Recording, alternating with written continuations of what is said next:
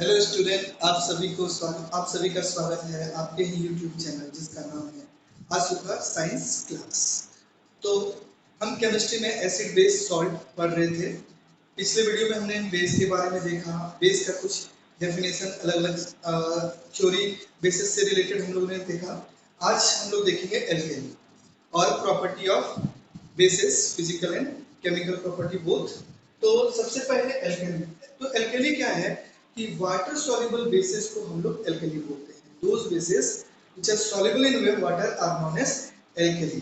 ठीक है, तो जो जो बेस वाटर में सॉल्युबल होके OH माइनस देंगे उन्हें हम एल्केली बोलेंगे। तो हमने यहाँ लिखा है water soluble bases are known as alkali. जैसे देख सकते हैं sodium hydroxide, potassium hydroxide, calcium hydroxide, ammonium hydroxide, ये सभी पानी में सॉल्युबल होते हैं, वाटर में सॉल्युबल होते हैं, तो इन्हें हम एल्केली बोलते हैं। जैसे इनका डिसोसिएशन देख सकते हैं, NaOH वाटर में डिसॉल्व करके Na+ और OH- दे रहा है। ठीक उसी तरह KOH K+ OH- दे रहा है। कैल्शियम हाइड्रोक्साइड Ca2+ और 2OH- और उसी तरह अमोनियम हाइड्रोक्साइड NH4+ और OH- वाटर में दे रहा है। तो हम लोग बोल सकते हैं कि water soluble bases are known as alkalis. और नेक्स्ट हम लोग ये देख सकते हैं कि ये पहले भी हम लोग सुन चुके हैं जूनियर क्लासेस में, क्लास 7 में स्पेशली, कि all alkalis are bases but all bases are not alkalis. All alkalis are bases और all alkalis are bases but all bases are not alkalis. All bases are not alkalis. तो इसका example भी हम लोग देख लेते हैं। जैसे कि सोडियम हाइड्रोक्साइड का बात करें, सोडियम हाइड्रोक्साइड का बात करें तो ये बेस भी है और एल्केली भी है। बेस भी है और एल्केली भी है। क्यों बेस और एल्केली दोनों है?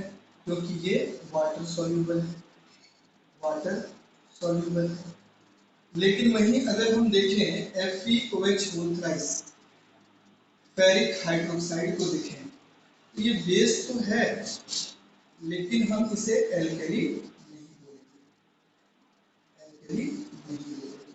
एल्केली इसीलिए नहीं बोलेंगे कि क्योंकि ये पानी में सॉल्युबल नहीं है, not soluble in water, not soluble in.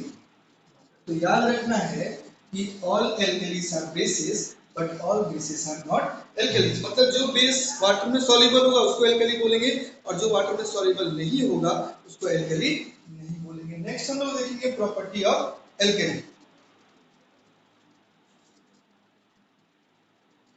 Next है प्रॉपर्टीज ऑफ बेसिस। तो हम लोग देख सकते हैं टेस्ट कि bases are bitter in taste. तो जो सोप होता है वो बेसिस होता है और कभी गलती से अगर हमारे माउथ में चला जाता है तो उनको बहुत कड़वा लगता है। तो हम लोग बोल सकते हैं कि बेसिस जो है वो बिटर टेस्ट का होता है। फिर बेसिस आर सोपी एंड स्लिपरी टू टच। जब उसको हम टच करेंगे तो वो स्लिपरी, हमारे हाथ से वो फिसलेगा और सोप का फीलिंग देगा।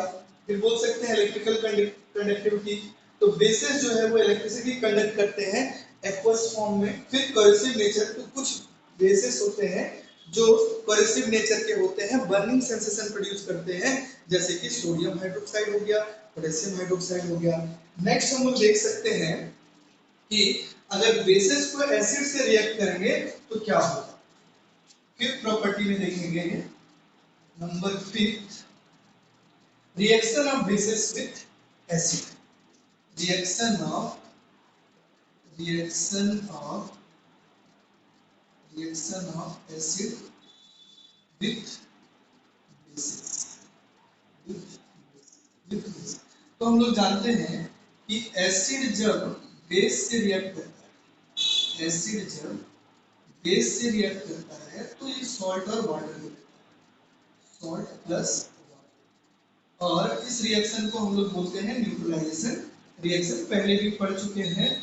तो when base is added to when base is added to an acid, salt and water is formed, salt and water is formed. And this reaction is known as neutralization reaction. And this reaction को हम लोग बोलते हैं neutralisation reaction. Neutralisation reaction, ठीक है. और इस reaction को हम लोग बोलेंगे न्यूट्रलाइजेशन रिएक्शन. तो देख सकते हैं एग्जांपल में कि HCl जो कि एसिड है, बेस NaOH को लेते हैं, सोडियम हाइड्रोक्साइड एक बेस है, एक्वस फॉर्म में लेते हैं, दोनों रिएक्ट करेगा. तो जैसे हम लोग पहले बोले थे कि सॉल्ट और वाटर देगा, तो कौन सा सॉल्ट देगा? Na और Cl से जो सॉल्ट बनता है NaCl देगा. NaCl that is sodium chloride, sodium chloride, और साथ में वाटर मिलेगा. तो यानी कि जब एसिड बेस से रिएक्ट करेगा तो सॉल्ट प्लस वाटर, आओ बैठो नमक और पानी के साथ, तो AbHW. तो acid react with base, give salt and water, and this reaction is known as neutralization reaction.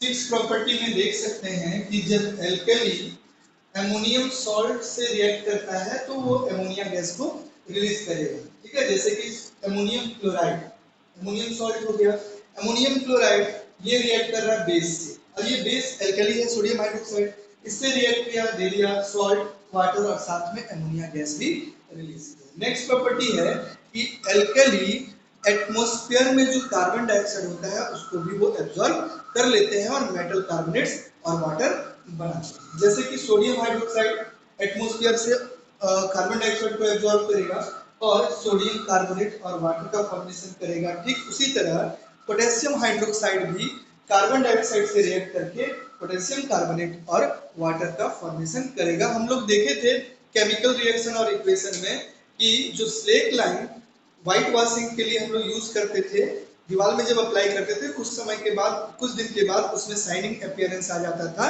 Shining appearance इसलिए आता था क्योंकि वो जो कैल्शियम हाइड्रोक्साइड है वह एल्कली है और वो एटमॉस्फेयर से कार्बन डाइऑक्साइड को एब्जॉर्ब करके कैल्शियम कार्बोनेट का फॉर्मेशन करता था, और जो कैल्शियम कार्बोनेट जो है वो शाइनिंग अपीयरेंस उस वाल को प्रोवाइड करता था. तो इस तरह हम बोल सकते हैं कि एल्कली जो है वो एटमॉस्फेयर से कार्बन डाइऑक्साइड को एब्जॉर्ब करके मेटल कार्बोनेट का फॉर्मेशन करता है. तो ये सारा चीज आप कॉपी में नोट कर लें. नेक्स्ट प्रॉपर्टी हम लोग देखेंगे अब.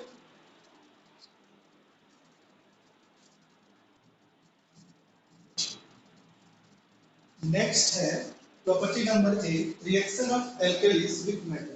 तो जिस तरह एसिड मेटल से रिएक्ट करके हाइड्रोजन गैस देता था और सॉल्ट का फॉर्मेशन करता था, उसी तरह ये एल्कली भी मेटल से रिएक्ट करेगा और सॉल्ट और हाइड्रोजन गैस देगा. तो कुछ बेसिस है, जैसे सोडियम हाइड्रोक्साइड हो गया और पोटेशियम हाइड्रोक्साइड हो गया, वो एक्टिव मेटल जैसे जिंक और एल्युमिनियम के साथ रिएक्ट करके हाइड्रोजन गैस लिबरेट करते हैं. जैसे यहाँ एक एग्जांपल देख सकते हैं, जिंक सोडियम हाइड्रोक्साइड से रिएक्ट कर रहा है और ये सोडियम जिंकेट और हाइड्रोजन गैस दे रहा है. तो सोडियम जिंकेट जो है सॉल्ट है और ये H2 गैस है. तो हम लोग बोल सकते हैं कि एल्कली जब मेटल से रिएक्ट करेगा तो सॉल्ट और हाइड्रोजन गैस मिलेगा. तो हम लोग देखेंगे क्लासिफिकेशन ऑफ बेसिस.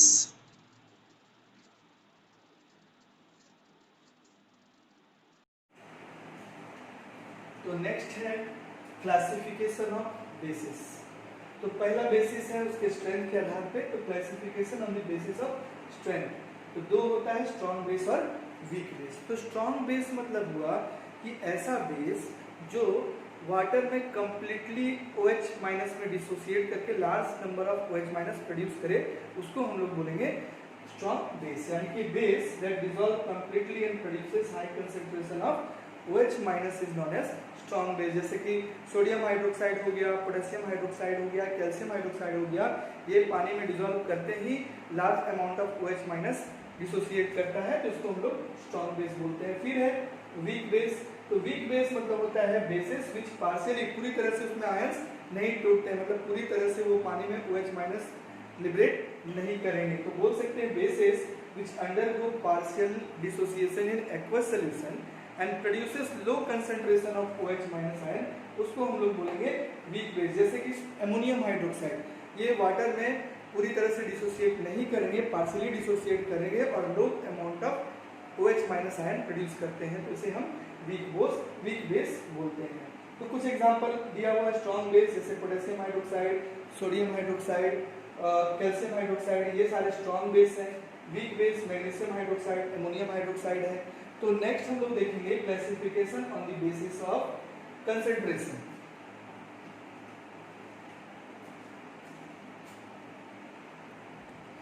नेक्स्ट है classification on the basis of concentration. तो कंसेंट्रेशन के बेसिस पे इसको हम कंसेंट्रेटेड एल्कली और डाइल्यूट एल्कली में बांटते हैं। तो कंसेंट्रेटेड एल्कली मतलब हो गया ऐसा एल्कली जिसका परसेंटेज एक्वस सॉल्यूशन में ज्यादा हो, having a high percentage of alkali in its aqueous solution is known as concentrated alkali। means alkali जिसका परसेंटेज उस एक्वस सॉल्यूशन में ज्यादा हो उसको हम लोग बोलेंगे कंसेंट्रेटेड एल्कली। और डाइल्यूट एल्कली क्या है कि alkali having relatively low percentage of alkali. तो एक्वस सॉल्यूशन में अगर एल्कली का परसेंटेज कम है, रिलेटिवली कम है, तो उसको हम लोग बोलेंगे डाइल्यूट एल्कली। तो इस तरह on the basis of concentration के हिसाब से दो तरह का है, concentrated dilute. Concentrated means alkali ज्यादा पानी कम, डाइल्यूट मींस पानी ज्यादा एल्कली कम। तो नेक्स्ट बेसिस देखेंगे classification on the basis of acidity.